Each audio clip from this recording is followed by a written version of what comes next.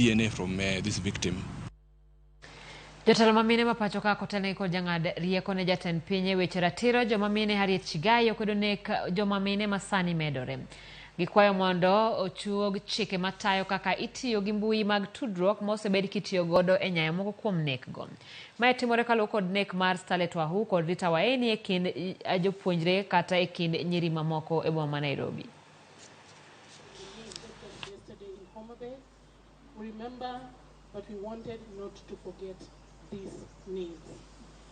Let me reiterate that the government, in its women's agenda, explicitly committed to ending all forms of violence.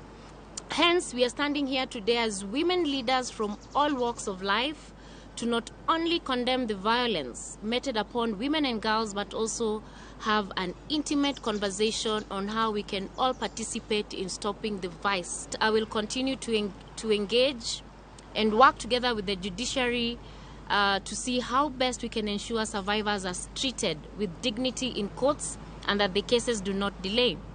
As a mother and a leader and as a Kenyan, my heart goes out to the families and friends of these victims. It is a call to action.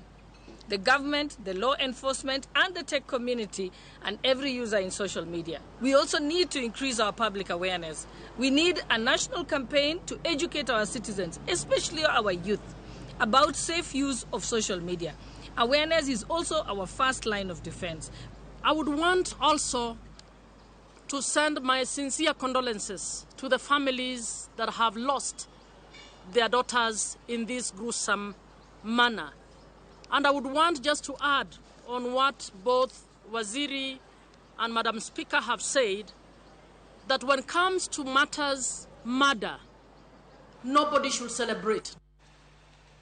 Okang mardo mamalo mogik mar kumokil Kamaloka Ahmed Nasir Abdullahi kuom chungne ng'ata ng'ata do mamalo kimedo pod